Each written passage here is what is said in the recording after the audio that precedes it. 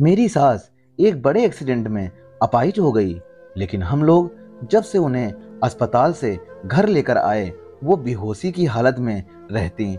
जब कभी उन्हें होश आता तो वो स्टोर रूम की तरफ इशारा करती और बुरी तरह तड़पने लगती। हम लोग जब स्टोर रूम में जाकर देखते तो वहां पर कुछ भी ना होता। एक दिन मैं पूरा दिन स्टोर रूम में ही छुपी रही। फिर मैंने जो देखा उसके बाद तो मेरी हालत खराब हो गई। मैंने देखा कि दोस्तों, मेरा नाम पिंकी है।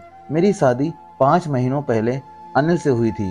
दरअसल कॉलेज टाइम में मैं और अनिल एक साथ पढ़ते थे और हम दोनों को एक दूसरे से प्यार हो गया और फिर घर वालों की मर्जी से हम लोगों ने शादी कर ली।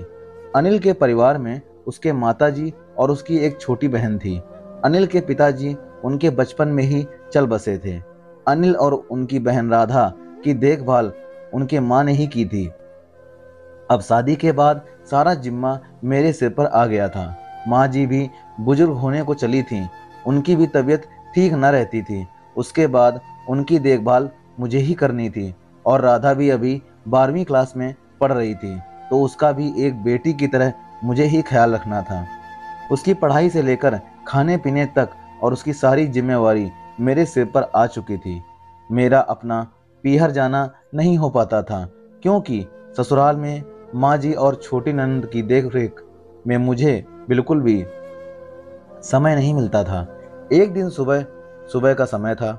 राधा भी स्कूल चली गई और माँ जी भी पड़ोस में किसी के घर सत्संग में गए हुए थे। मैं अनिल के लिए नाश्ता बना रही थी। अनिल भी मेरे पास बैठे नाश्ता कर रहे थे। तभी अनिल ने कहा कि मुझे माफ़ कर देना।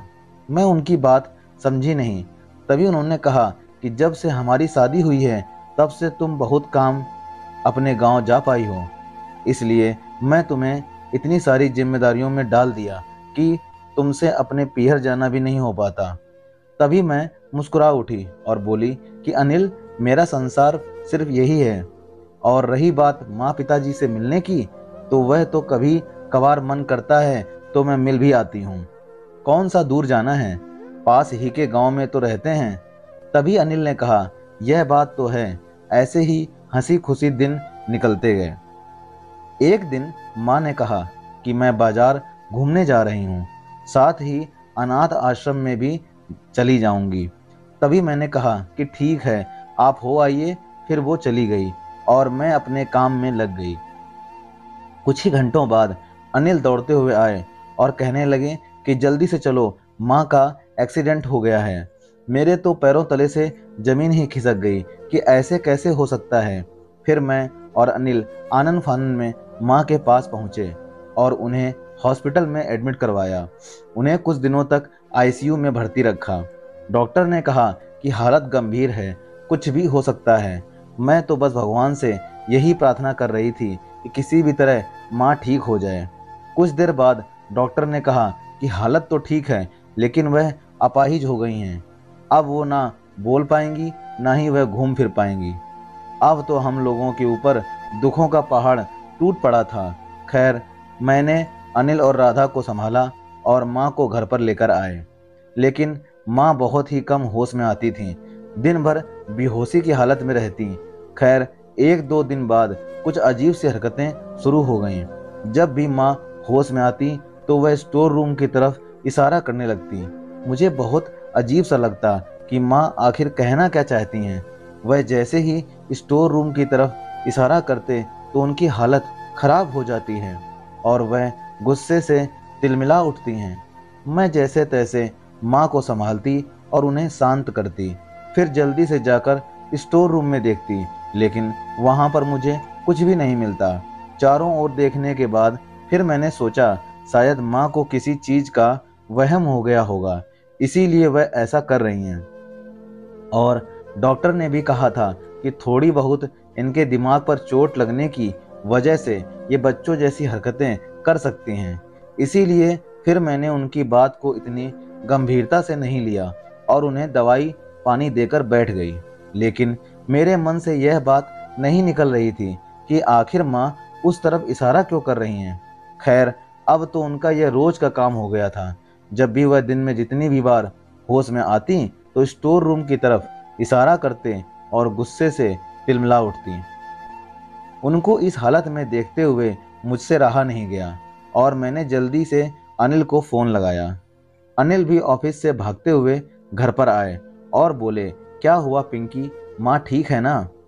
मैंने कहा, माँ तो ठीक है, लेकिन पता नहीं पिछले 2-3 दिन से वह कुछ अजीब सी हरकतें कर रही हैं। मैंने कहा कि माँ जब भी होश में आती हैं तो स्टोर रूम की तरफ इशारा करती हैं और जैसे इशारा करती हैं वह गुस्से से तिलमिला उठती हैं। उनकी हालत बिल्कुल भी ठीक नहीं रहती। अनिल ने कहा, ऐसा कैसे हो सकता है? तुमने स्टोर रूम में जाकर देखा?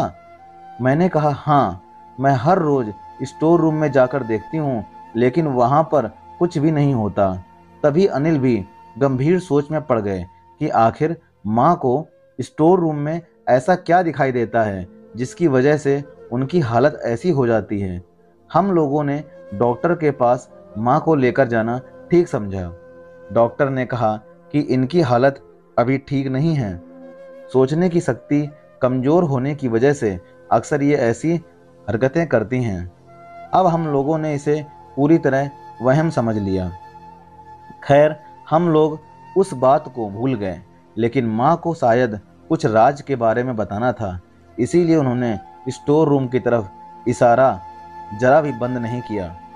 मुझे कुछ भी समझ में नहीं आ रहा था।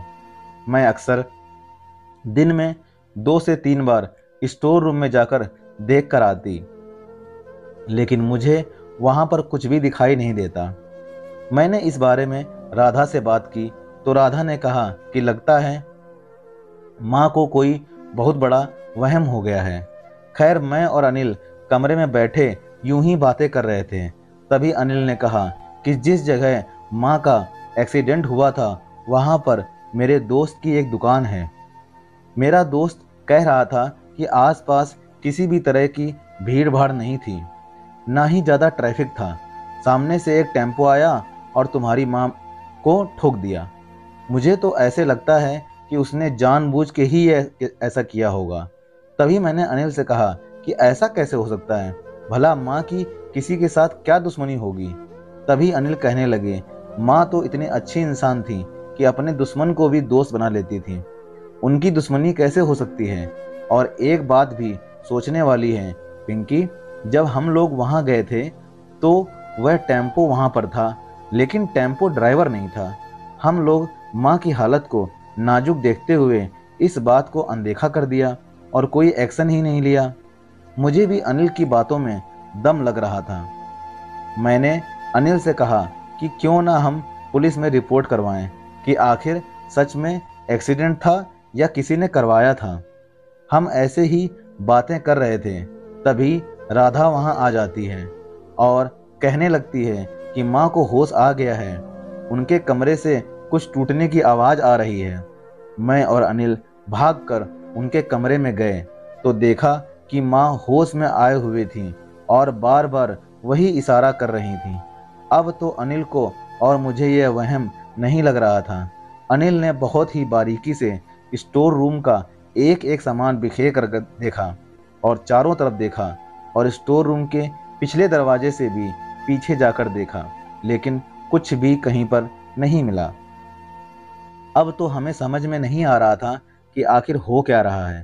तभी अनिल ने स्टोर रूम के आगे ताला लगा दिया और सामने एक पर्दा लगा दिया ताकि माँ स्टोर रूम की तरफ ना देख पाए। लेकिन माँ की इस हरकत में कोई सुधार नहीं आया।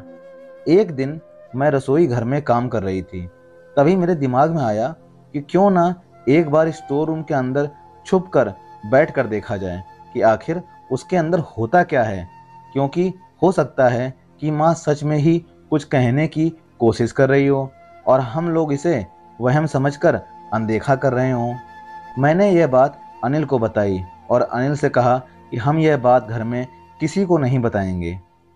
माँ जब होश में आएंगी तो उन्हें मैं कह दूंगा कि तुम अपने पीहर गई हो, इसलिए एक दिन के लिए मैं माँ की देखभाल कर लूँगा। क्यों ना तुम स्टोर रूम में छुप कर बैठ जाओ और पूरा दिन वहीं पर नज़र रखो। अब मैं स्टोर रूम में बने एक कोने में छुप कर बैठ गई और पूरा दिन वहीं पर बैठी रही।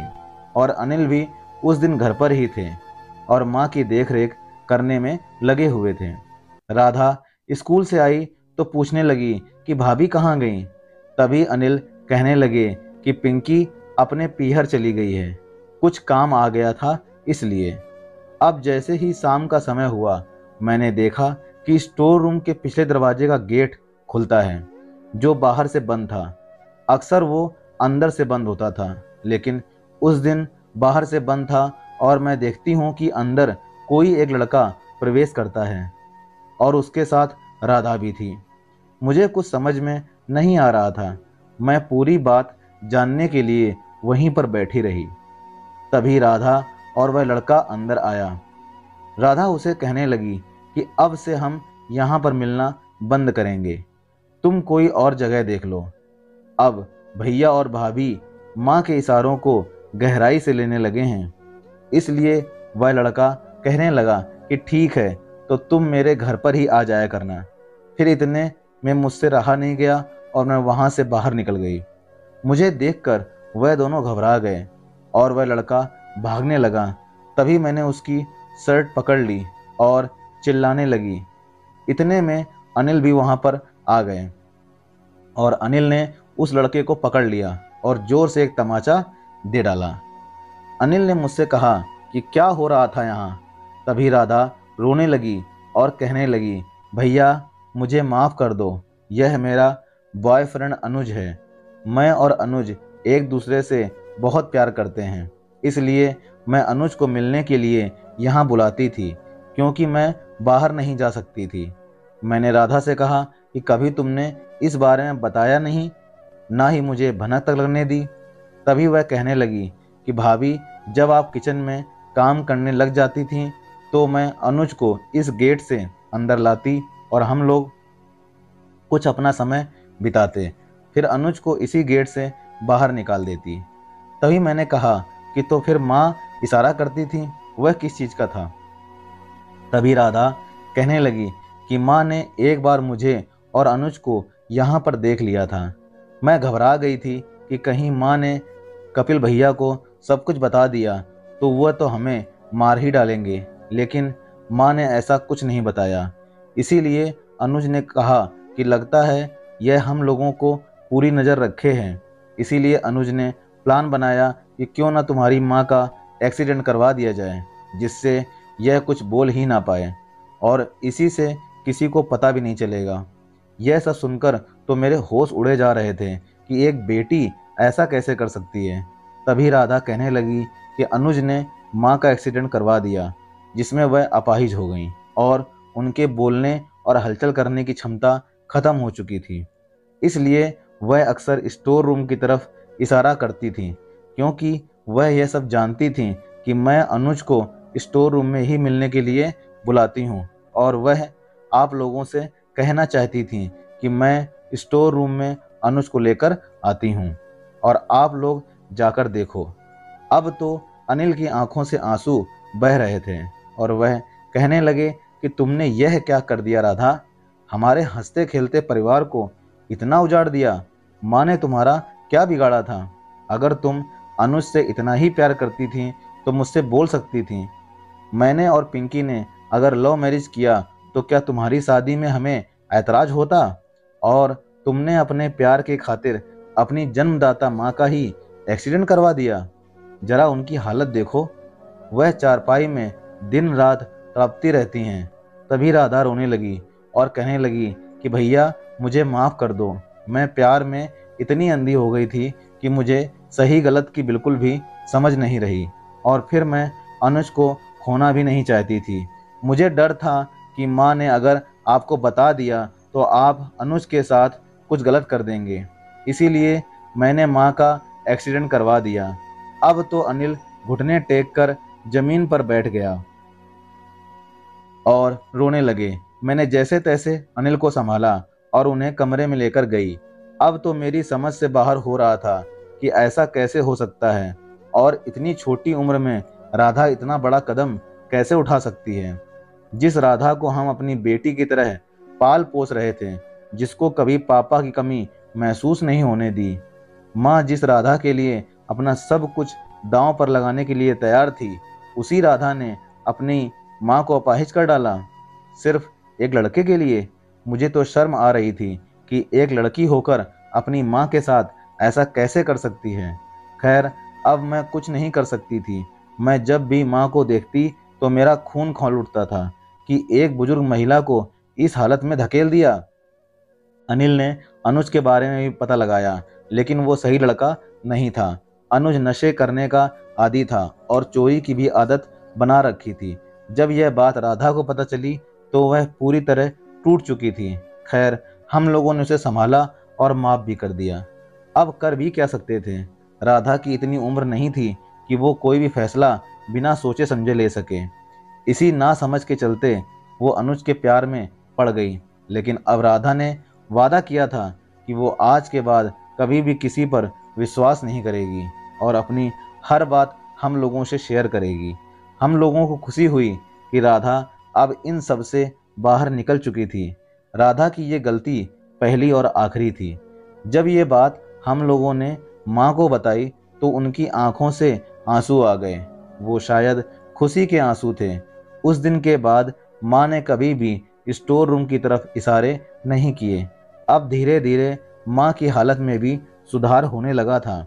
मेरे चेहरे पर मुस्कान आ चुकी थी कि आखिर हमारे घर की खोई हुई खुशियाँ फिर से लौट आई थीं। धन्यवाद दोस्तों। तो दोस्तों, ये थी हमारी आज की कहानी। दोस्तों, उम्मीद करते हैं आपको पसंद आई होगी। आपका क्या कहना है इस कहानी के बारे में कमेंट बॉक्स में हमें कमेंट करके ज़रूर बताइएगा। वीडियो को लाइक, शेयर और सब्सक्राइब पक्का कर दीजिएगा। साथ में आपके दाहिनी तरफ एक घंटी का आइकन बना हुआ है, उस घंटी को दबाकर ऑल पर सेट कर लीजिएगा ताकि हमारे चैनल की आने वाली सारी स्टोरीज़, सारे वीडियोस आपके चैनल पर सबसे पहले दिखाई दें।